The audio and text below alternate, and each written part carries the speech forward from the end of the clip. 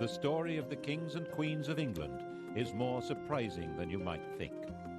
It's a fine drama, 1,000 years of tales of lust and betrayal, of heroism and cruelty, of mysteries, murders, tragedies, and triumphs. But there's more than that. This episode begins with a king of England who ruled for over a year, but who simply vanished from the record. And it ends with a boy whose claim to the throne was based on fictions that became historical orthodoxy. We begin in the year 1216, in the reign of King Louis of England. Yes, King Louis, not the most famous king of England. At the request of the barons and with the enthusiastic support of the population of London, he'd come to England from France to take over the crown from John. And John, struggling to fight back, had fallen ill and died. Louis, who'd been acclaimed king at a mass in St. Paul's Cathedral, now had the throne to himself.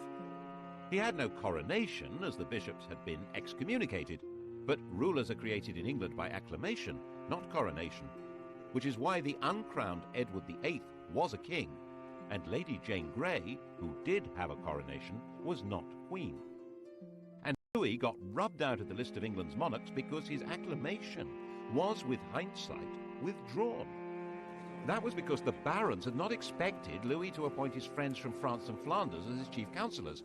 They'd expected to be given much more control over what went on, and then they thought, there's a better option. John had a 9-year-old son, Henry. Of course, no child had ever been king, but there's a first time for everything, and if the king was a child and one of the barons was regent, then the barons really would be running things. Of course, Louis controlled London, but the child was at Corfe Castle, and they could at least get him to the nearest abbey, Gloucester, to crown him. Of course, they didn't have the crown, but they could use his mother's gold neckband. Actually, they didn't have an archbishop available to do the coronation. Never mind, the Bishop of Winchester was available and had the keys to the treasury. It wasn't a well-attended ceremony. Not even all of John's executors could get there, but it would have to do.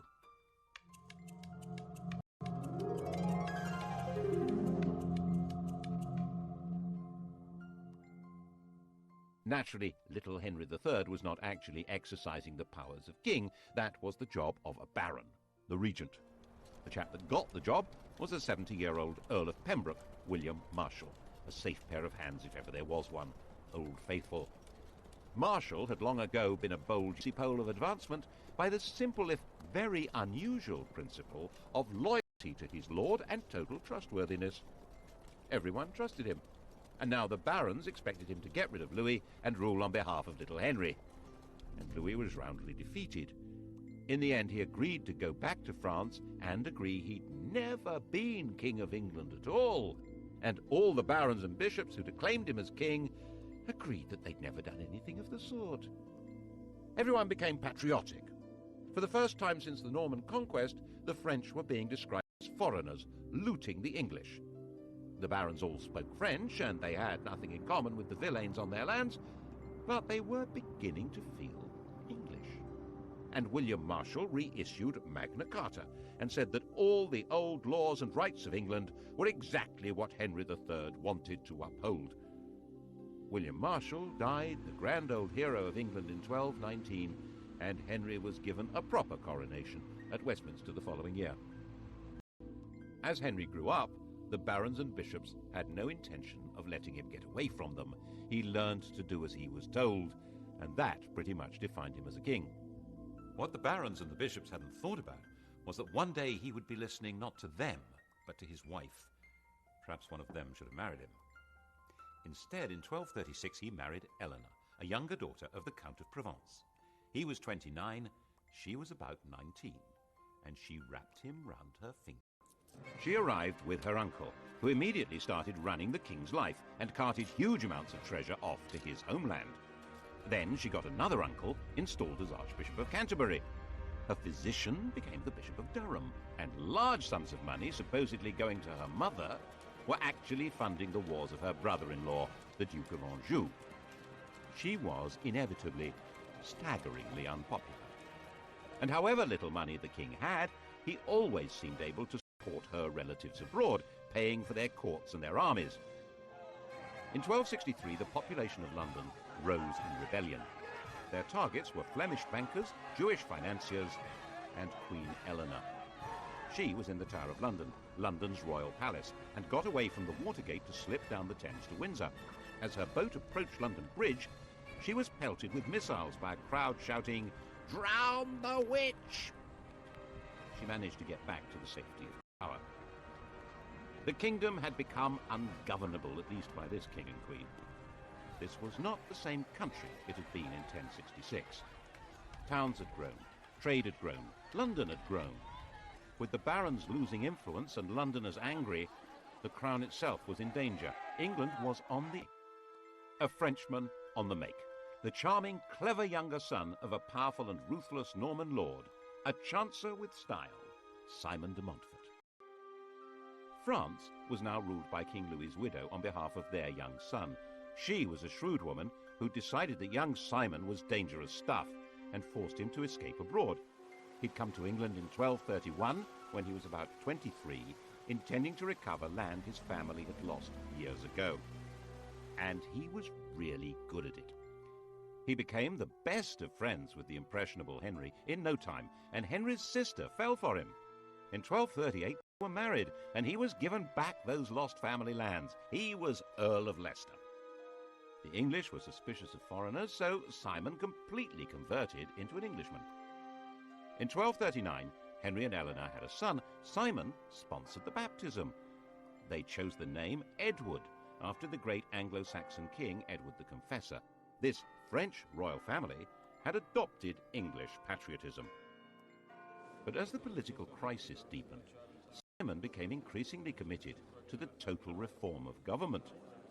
Eventually, the crisis became a full-blooded civil war, and by the time the war ended in 1264, Henry and his son Edward were Simon's prisoners, and he took over the country. Simon now set about inventing an entirely new form of government, one which was based on the deeply rooted English principle of consent. In 1265, he summoned a meeting of the country, a parliament, at Westminster, to endorse his government. He summoned not only barons and bishops, but also 2 knights from each shire, and, most extraordinary, representatives from all the boroughs, the towns. He said he was acting in the king's name, but the king didn't have much to do with what was going on. In fact, Simon had established what we might see as a modern state. There was a written constitution, a symbolic king, a powerful leading minister, and there was a parliament with representatives of the church, the countryside, represented by great landowners and gentry, and of towns. We might see it like that. They didn't. To most people at the time, this was clearly the tyranny of Simon de Montfort. By now, Prince Edward was a grown man, 25 years old, and it was his job to overthrow this tyranny and restore the crown. First, of course, he had to escape imprisonment at Hereford Castle. The prince was allowed to exercise his horse on the common, so he wore out his guards' horses, racing with them, and then jumped onto a fresh horse that had been brought for the purpose and disappeared into the distance. What followed is into pieces. Henry was back on his throne, but it was Edward who was now running the country. This tall, muscular warrior, he was called Longshanks, had the military skill to crush the remaining rebels and the good sense not to punish them afterwards. He understood how to make peace and accepted the proposition that the king must respect legal limits on his power and consult with the nation. He also habitually spoke English, the first royal to do so since 1066. Parliament made him the steward of England. De Montfort's revolution had left its mark.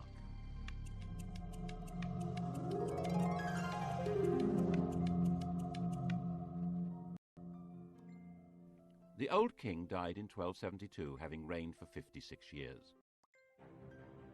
Edward's main interest in life was chivalry and warfare. His natural costume was armor. It had been since he was a child. When Henry died, Edward was out of the country on crusade. He came home to be crowned with his queen, yet another Eleanor, in 1273. The daughter of the King of Castile, she'd already borne Edward 6 children. They would have 10 more. England now had something like a settled system of government. Edward confirmed the existing charters, including Magna Carta, and was able to leave the business of government and justice to his council and judges. His main concern was how to gather the money to conduct his military interests without provoking more rebellions. He hit on a brilliant policy. He invented nationalism.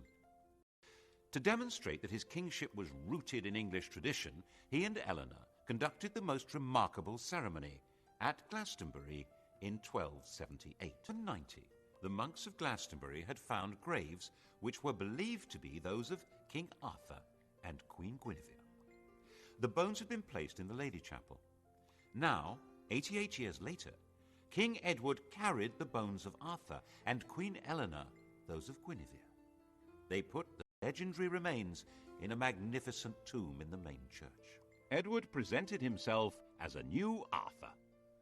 All this was part of a wider campaign to give his kingship the power of myth, and so unite the country behind him. This unity was going to be needed when he claimed supremacy over all Wales. It worked. When the Welsh princes rejected his claim, he was able to raise the money to make an enormous military effort. He became the first English king to totally conquer this mountainous territory. One of its princes, Llewellyn, was killed in battle. His head was mounted on the Tower of London. They were hanged, beheaded, and quartered. This was a savagery previously unknown in English law. The English system of shires and hundreds was now extended to cover all Wales, and the conquest was emphasized by huge state-of-the-art royal castles like this one at Carnarvon. Edward's war chest was based on a new source of royal finance. In 1275, Parliament granted him the right to charge customs duties on wool. See how useful it was having a parliament, with merchants to agree to taxes. Nevertheless, popular rhymes suggested trouble was brewing. The king he wants to get our gold, the queen would like our lands to hold. His war chest had come from Jewish moneylenders, but now they had no more to give.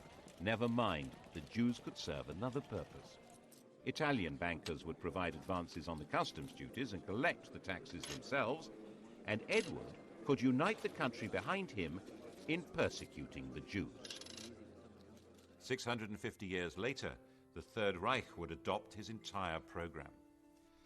First, Edward decreed that they were a threat to the country. Their movements and activities were restricted. To identify them easily, all Jews were obliged to wear a yellow patch in the shape of a star. Next, he arrested all the heads of Jewish households. Over 300 were taken to the Tower of London and executed, while others were murdered in their homes. Finally, in 1290, the king banished all Jews from the country. By now, the armored overlord was a national hero. When his wife, Queen Eleanor, died in the same year, worn out by childbirths, his own grief was turned into a major display of national mourning. Her body was ceremonially carried from Lincoln to Westminster, and a memorial cross erected at every one of the 12 resting places, including here at Charing in London. Charing Cross. It was time to enlarge the kingdom again. In 1296, he led an army to enforce his claim to Scotland.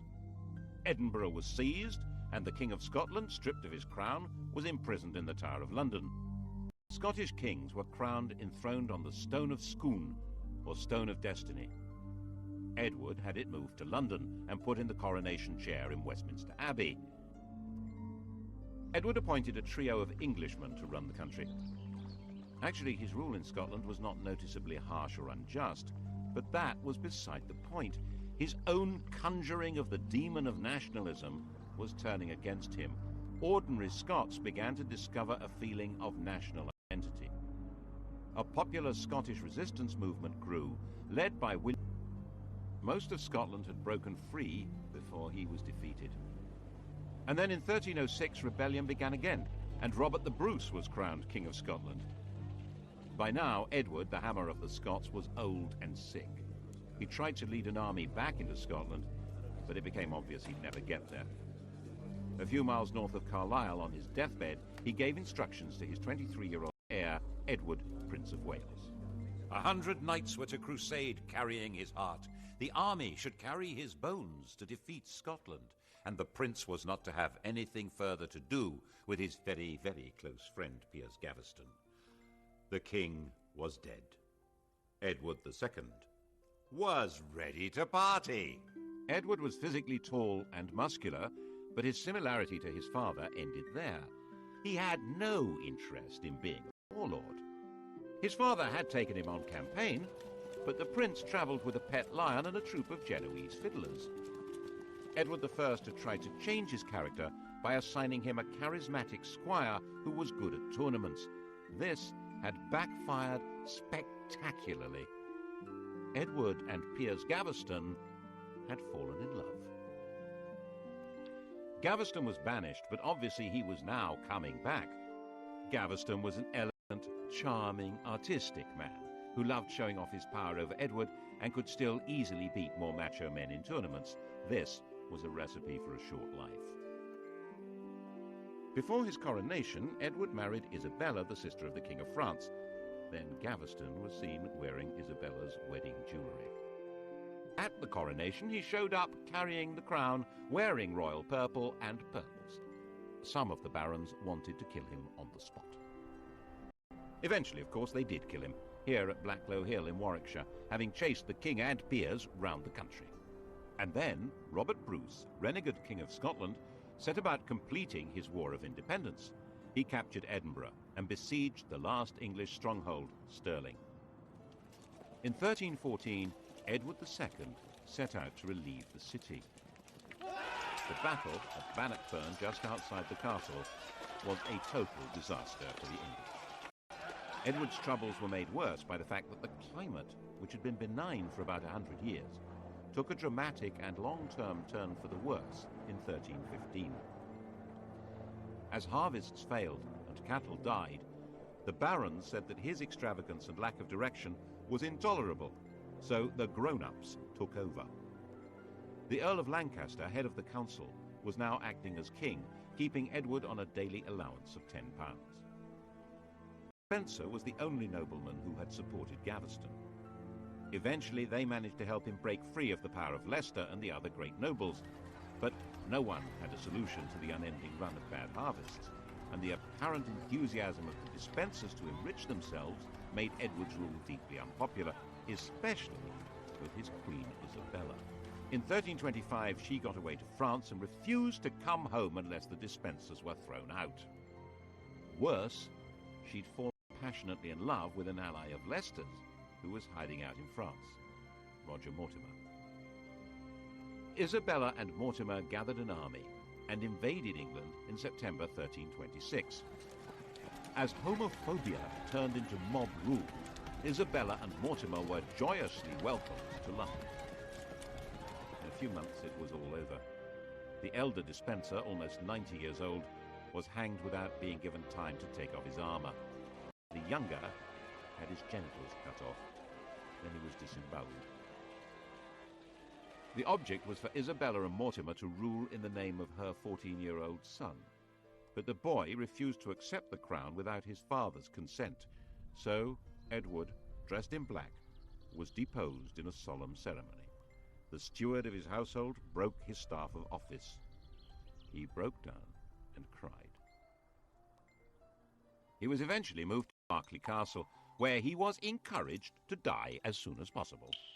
He was denied sufficient food and clothing, he was prevented from sleeping, he was crowned with a crown of hay and shaved with ditch water. Isabella, generally known as the she-wolf of France, reproved the guards for their mild treatment. Since he would not die by himself, he was murdered in his bed on the 21st of September. It's said that he was raped with a red-hot poker. His dying shrieks were heard throughout the castle. Her homophobia had allowed Isabella and her lover Mortimer to brutally and illegally depose Edward II. That didn't make them heroes for long. Edward III, in whose name they ruled, was their prisoner. But in 1320, when he was 18, he broke free. They were staying in Nottingham, and he put together a plot to lead a band of armed men into the castle through an underground passage. They seized Mortimer and Isabella. Mortimer was hanged. Isabella shut away in Castle Rising in Norfolk.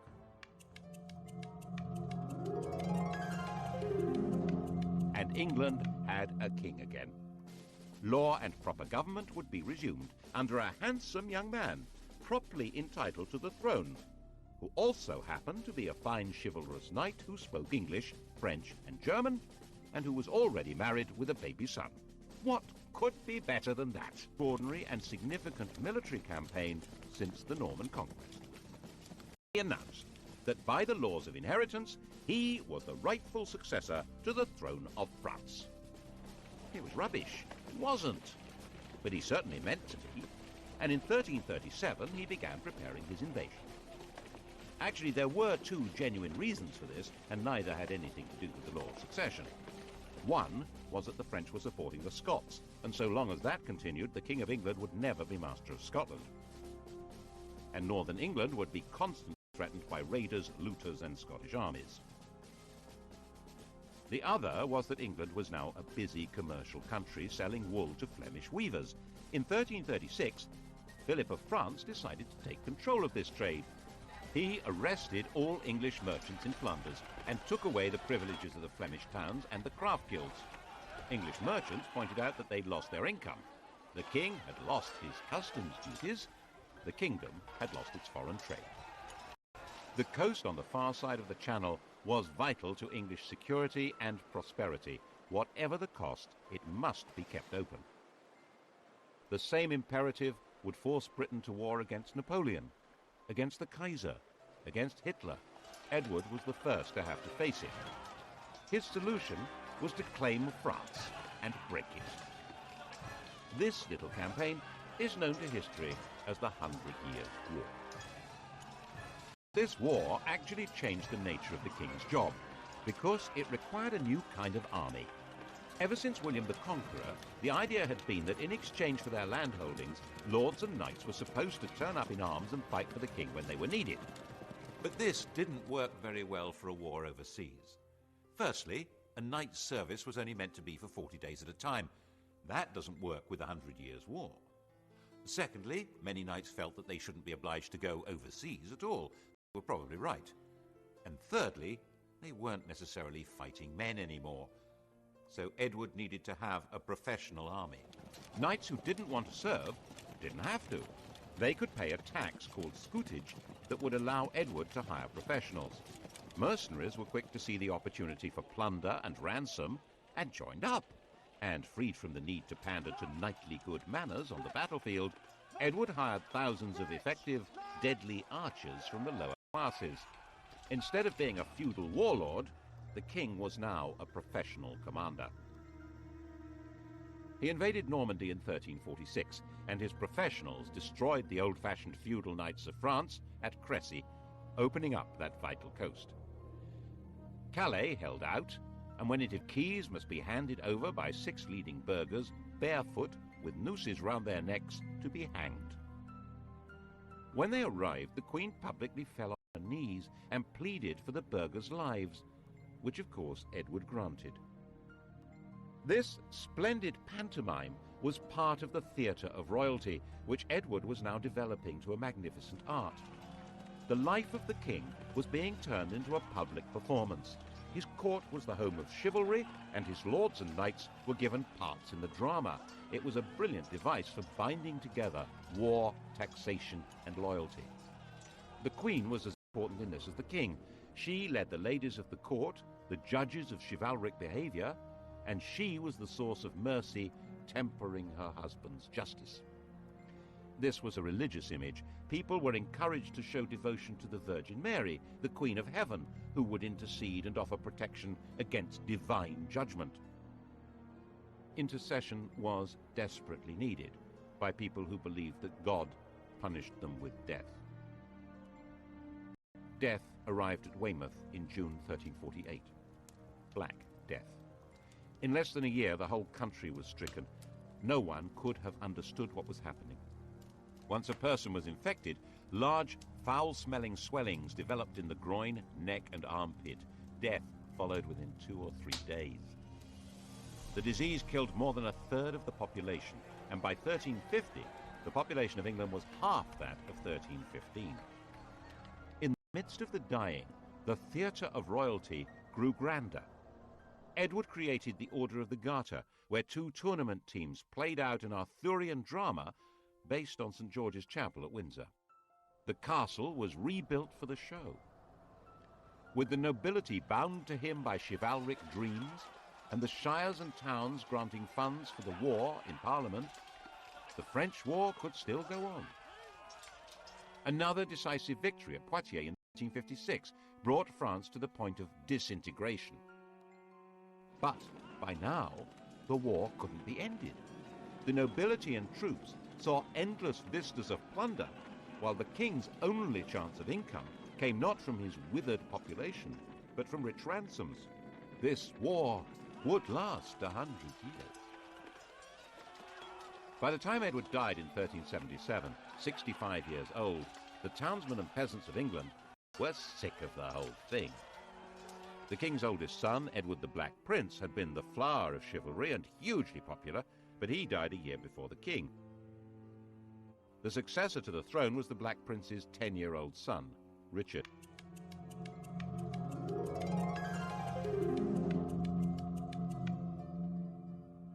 The war had by now turned against England. The French were ravaging the English coast. The shrunken working population demanded proper wages. They had no interest in performing feudal duties on the land, while desperate landowners needed more than ever to enforce them. Gaunt's government needed money and tried to raise it from a poll tax, not understanding that the population was far smaller than before. When they failed to raise the money they'd expected, they tried again, and England erupted. Lords, nobles, bishops, get rid of them all. Who needs them? When Adam delved and Eve span, who was then the gentleman? The so-called Peasants' Revolt of 1381 was actually an uprising of the respectable people of towns and villages across England. Its aim, at least for the rebels that captured London, was an end to lordship in church and state. Just one archbishop and a king. Specifically not, they added, a king called John. They detested John of Gaunt, who went into hiding. The dramatic moment, of course, was the meeting of Richard and the rebels at Smithfield on the 14th of June. The rebel leader, Wat Tyler, was talking to the king when the mayor of London cut him down. The rebels immediately drew their bows, and the king, now 14 years old, rode forward to calm them. I will be your captain. Come with me into the fields, and you shall have all you ask. And they dispersed as he told them. It was an astonishing lesson in the mysterious power of kingship. The rebels should never have trusted him, of course. Once the danger was past, the ringleaders were hunted down and killed. Villains ye are, and villains ye shall remain. Years later, when Richard would need popular support, he would find he had none. But Richard had been given a dramatic vision of himself. He seems to have been convinced that the basis of his power lay in the special authority of sovereignty. He was the first English king to have portraits made. Instead of wars, he offered tournaments accompanied by music and dancing with the ladies of the court. But Richard's choice of companions were not the kind of men that most barons approved of. And above all, Richard abandoned the war with France, leaving France in control of Flanders. Unpleasant references were made to Edward II, and look what happened to him. He found himself up against a group of noblemen who called themselves the Lords Appellants, which is what happened. Richard was effectively dethroned. He was able to recover power in 1397. As part of his efforts to secure his throne, he exiled Henry Bolingbroke, John of Gaunt's son. But Bolingbroke came back with a vengeance, and Richard found that wherever he turned for support, it simply wasn't there.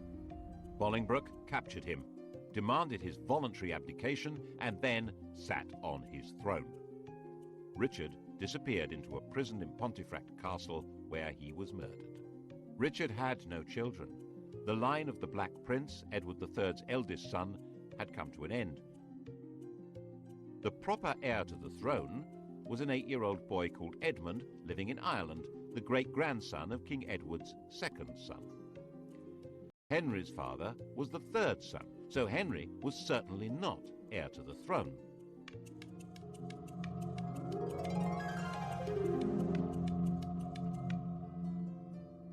But he was a big man with a big red beard and a big army, and he was sitting right there in England on the throne, not in Ireland, not 8 years old, so Parliament decided that he was very definitely fully entitled to be King of England. Oh, yes!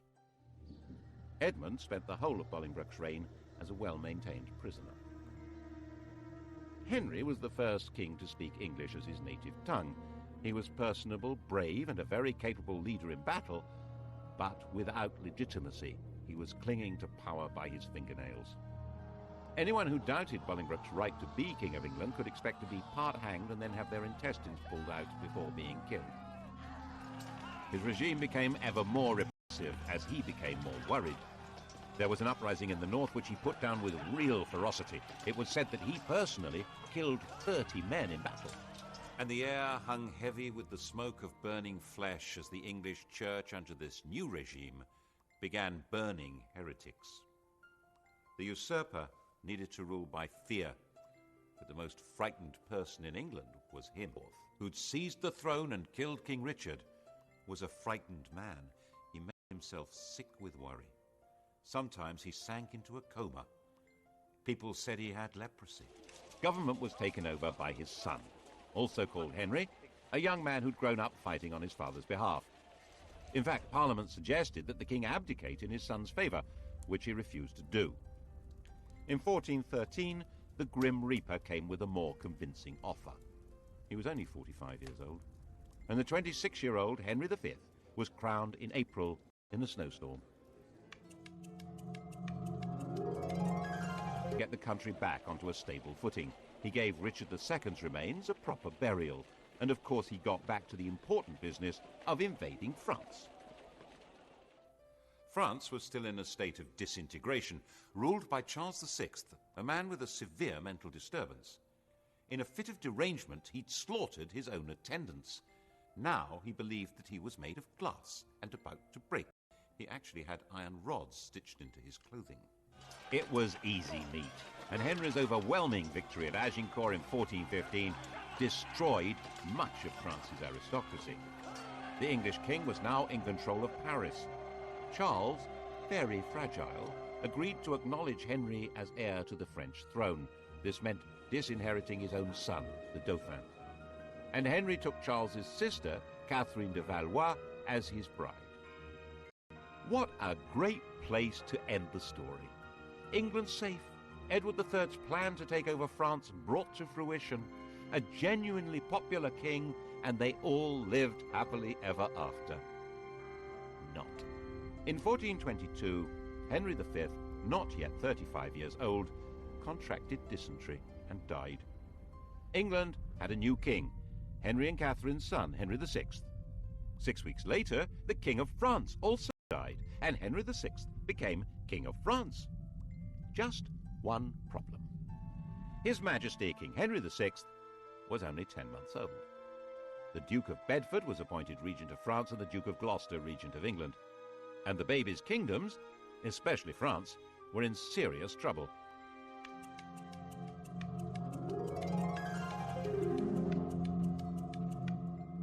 The Dauphin wanted his kingdom back, and everything the English had done, ravaging the countryside, destroying all authority and stability, could have been calculated to create a passionate nationalism.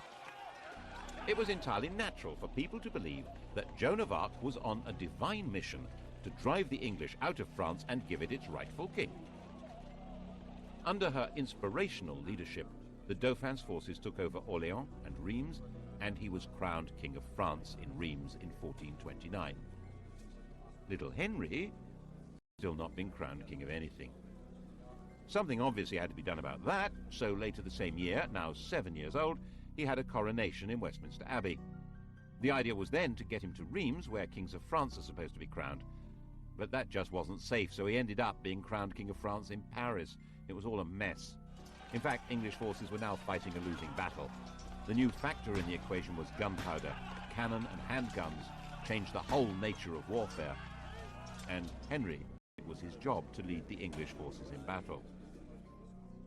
They were finally destroyed at Castillon in 1453.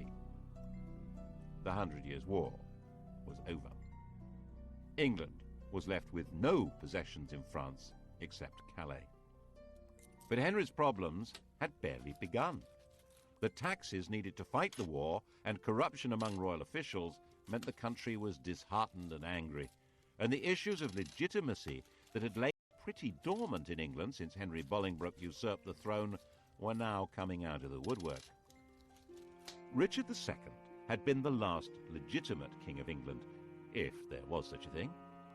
He'd been succeeded by his murderer, Henry Bolingbroke, the father of Henry V, the grandfather of Henry VI. They were all descended from John of Gaunt, Duke of Lancaster. But that wasn't the legitimate line of descent. John of Gaunt had an elder brother, whose descendants were still alive. The rightful King of England had not been Henry IV, but Edmund, the Earl of March. And now that Edmund was dead, it was his nephew, Richard, Duke of York. Edmund had carefully and probably wisely never made a point of making his claim. Henry IV and Henry V had been seriously powerful men, but Henry VI wasn't in the same league. His interest was not in war but in learning. He founded Eton and King's College, Cambridge, and he was a gentle, pious man. There were men who believed that he was more a saint than a king. Richard, Duke of York, now 40 years old, decided that it was time for the crown to fall into his hands. His claim was supported by most of the barons of southern England. The northern barons felt all this was codswallop. They had the right to choose their king, not be passed like slaves to whoever inherited them. And then, quite suddenly, in the summer of 1453, the king went mad. He probably inherited the strain of madness in his mother's family, the illness that had racked Charles VI. The true legacy of Agincourt was not the crown of France, but a recurring disease that would afflict members of the English royal family for centuries. He lost his memory, he lost control of his body, he lost the ability to speak coherently or understand what was said to him. His wife gave birth to their only son, but he knew nothing about it. With the king incapacitated, government needed to be handed to a regent, and the man with the backing in the south to take over the reins was Richard, Duke of York. The inevitable and disastrous outcome was civil war, Lancaster against York. Their badges, the Red Rose of Lancaster and the White Rose of York, gave history the Wars of the Roses. To begin with, it was a war for control, not of the crown, but of the king. Richard didn't want to be crowned while Henry was still alive, nor the king made a partial recovery, but was quite incapable of taking charge of his defense. His queen made an impressive effort to do it for him. Margaret commanded in the Battle of Wakefield in 1460, when Richard of York was killed. Richard's son, Edward of York, had none of his father's qualms about taking the crown. In March 1461, Edward, without any parliamentary approval, had himself crowned Edward IV.